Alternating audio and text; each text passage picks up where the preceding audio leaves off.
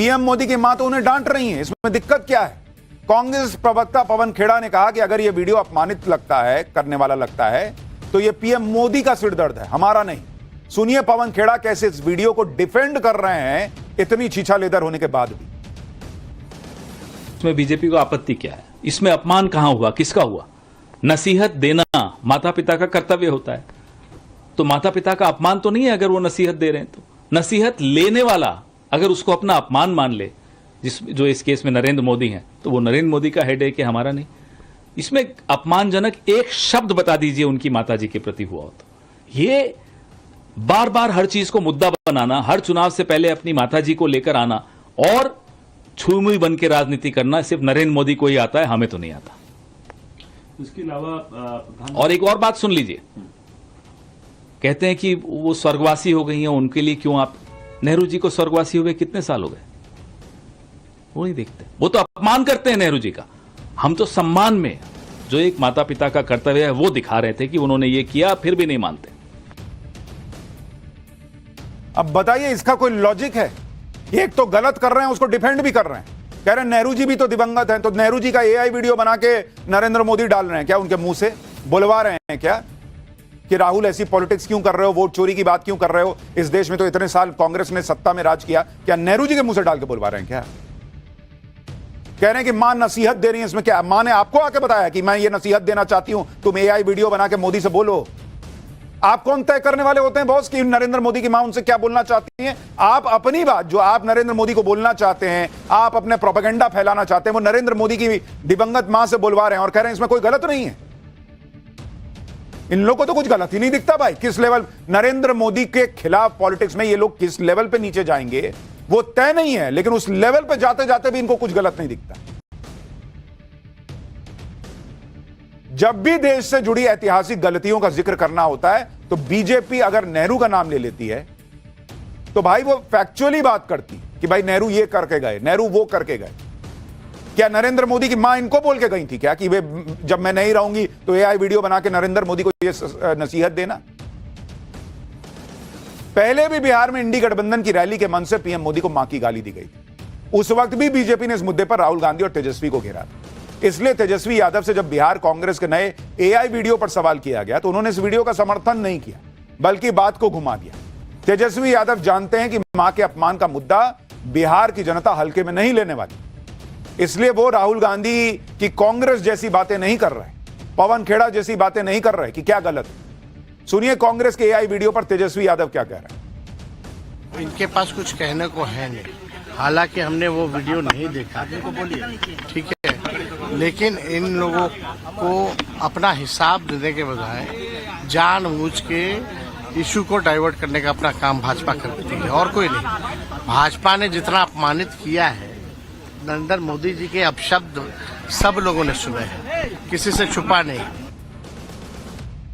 तेजस्वी यादव कह रहे हैं कि बीजेपी मुद्दा डाइवर्ट कर रही है, और तो आप काहे डाइवर्ट करने दे रहे हैं? बीजेपी ने आपको ये एआई वीडियो बना के बोला था कि जाओ इसको बिहार कांग्रेस से ट्वीट करवा दीजिए। आप लोग बीजेपी आपको बोली थी कि जाओ आपके मंच से आप लोग जब चले जाएं तो किसी से गाली दिलवा दीजिएगा मां की।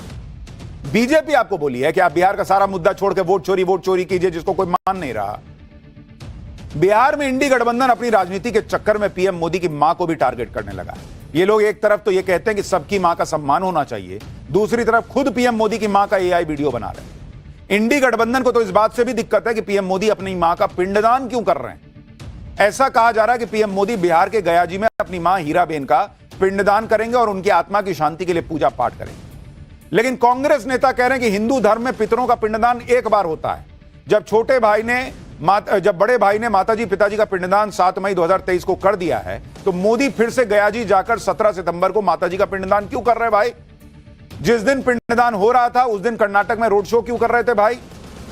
सोशल मीडिया पर कांग्रेस नेता यही सब बातें कर रहे हैं। बिहार से पूर्णिया से निर्दलीय सांसद पप्पू यादव कह रहे हैं कि पीएम मोदी राजनीति के लिए, बिहार चुनाव के लिए मां के पिंडदान का इस्तेमाल कर रहे हैं। सुनिए जरा इनको, फिर आपको सच बताता हूं पिंडदान का। और अब प्रधानमंत्री जी एक बार मां का इस्तेमाल किए, अब पिंडदान में मां का इस्तेमाल कर रहे हैं, जबकि पिंडदान बड़ा बेटा करता है, छोटा बेटा नहीं करता है। और पिंडदान एक बार ही होता है, एक बार तो माँ बाप का पिंडदान हो गया परिवार की तरफ से। तो अब राजनीति के लिए क्या इतना नैतिक स्तर गिर जाए? आप हमें बताइए। माँ को भी आप राजनीति में और सियासत में घसीटिए। अरे माँ तो भगवान के समकक्ष है भाई। गरीब का माँ हो, अमीर का हो, सीएम का हो, पीएम का हो, माँ तो माँ है ना। इंडी गठबंधन वाले इस बात को मुद्दा बना रहे हैं कि जब मोदी की मां का पिंडदान हो गया है तो फिर वो गया में पिंडदान क्यों करने जा रहे हैं। हमने पिंडदान वाले मुद्दे पर गया के उन विद्वानों से बात की जो कर्मकांड और पिंडदान की शिक्षा देते हैं शिक्षा। हजारों लाखों लोगों का उन्होंने पिंडदान कराया है। उन्होंने क्या बताया आपको सुनना चाहिए, क्योंकि गया जी में लाखों लोग आते हैं पिंडदान करने। विष्णुपद मंदिर है, वहां पर जिस तरह से पिंडदान होता है उसके बारे में आपको सुनना चाहिए कि पिंडदान क्या एक ही बार हो सकता है या एक बार से ज्यादा बार भी हो सकता है। कहीं और पिंडदान का महत्व क्या है और गया जी में पिंडदान का महत्व क्या है। एक बार पिंडदान कर दिया तो क्या दोबारा पिंडदान हो ही नहीं सकता। आप सुनिए, कर्मकांड और पिंडदान की शिक्षा देने वाले विष्णुपद मंदिर की वैदिक पाठशाला के राजा आचार्य गुरु जी इस बारे में क्या बता रहे हैं। गया तीर्थ क्षेत्र में एक बार नहीं अपितु कई बार ही पिंड प्रदान हो सकता है। शास्त्रों में नियमानुसार गया तीर्थ आकर के अगर पुत्र अपने पूर्वजों के उत्तम लोक प्राप्ति हेतु पिंड प्रदान करते हैं, उन सभी के पितरों को मोक्ष प्राप्ति, वैकुंठ लोक की प्राप्ति हो जाती है। सनातन परंपरा के मानने वाले लोग गया तीर्थ में सैकड़ों बार आकर के पिंड प्रदान किए। अब एक बार ही गया तीर्थ आए, हमने श्राद्ध पिंड प्रदान इत्यादि किया और पितरलोक मोक्ष चल गए, दोबारा नहीं करना, ऐसा कहीं भी कोई भी लिखित नहीं है। ये सिर्फ एक भ्रामक है। लोग भ्रम फैला रहे हैं। जिनके पास अल्प ज्ञान है वही सिर्फ इस विषय इस बातों को बोलते हैं। गया तीर्थ में आप अनेक बार ही आ सकते हैं। आप जितनी बार आएंगे गया तीर्थ उतनी बार आपके पिता, पितामह, प्रपितामह, माता, पितामह, प्रपितामह सभी आपके पहले ही गया आकर के आपका इंतजार करते रहते हैं। हमारा पुत्र हमारे उद्धार के लिए पुनः गया आ रहा है।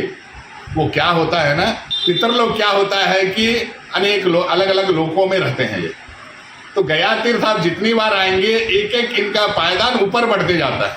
मतलब एक एक लोक वो और ऊपर चलते जाते हैं। और वो जब भी पुत्र गया आकर के श्राद्ध कर्म करता है, उनके माता पिता उन्हें तथास्तु वरसिद्धिरस्तु कुलाभिवृद्धिरस्तु वंशाभिवृद्धिरस्तु, तुम्हारा वंश का उद्धार होते रहे, कुल का उद्धार होते रहे, ऐसा पिता माता आशीर्वाद देते हैं।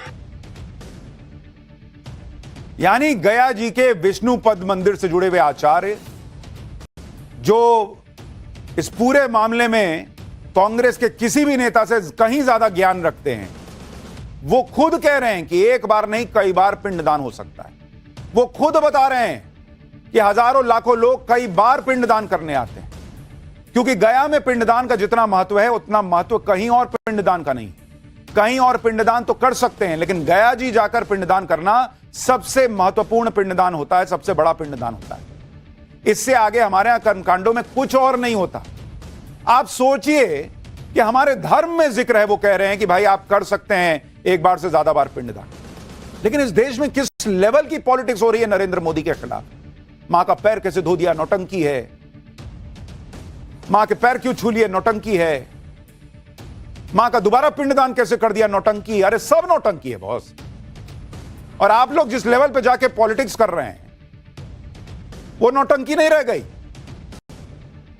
आज इंडी गठबंधन को एक और झटका तब लगा जब नए उपराष्ट्रपति सीपी राधाकृष्णन के शपथ ग्रहण समारोह में पूर्व उपराष्ट्रपति जगदीप धनखड़ भी पहुंच गए। जुलाई में इस्तीफा देने के बाद जगदीप धनखड़ सार्वजनिक कार्यक्रम में नहीं दिख रहे थे। इसे लेकर कांग्रेस ने खूब माहौल बनाया था। कांग्रेस ने सवाल उठाए थे कि आखिर जगदीप धनखड़ कहां गायब हो गए। ऐसा लगा जैसे उनको पता नहीं कहां नजरबंद कर दी है सरकार। वरिष्ठ वकील कपिल सिब्बल ने इस मुद्दे को सुप्रीम कोर्ट ले जाने की बात तक कही।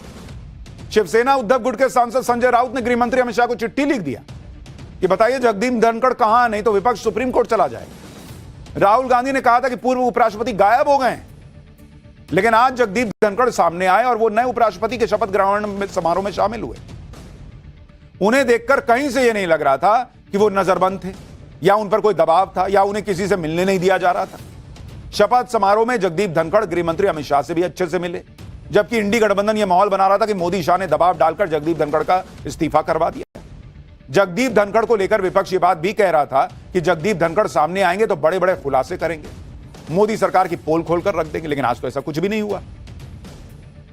ये लोग ये समझ ही नहीं रहे इंडी वाले कि उनकी इसी तरह की जो छिछली पॉलिटिक्स है ना, उसकी वजह से छीछा लेदर भी होती है और पब्लिक उन पर विश्वास नहीं करती, क्योंकि 4 दिन 6 दिन हफ्ता भर 15 दिन इतने से ज्यादा इनके पॉलिटिक्स की उम्र नहीं है, क्योंकि कुछ भी बोलते हैं बाद में एक्सपोज हो जाते हैं।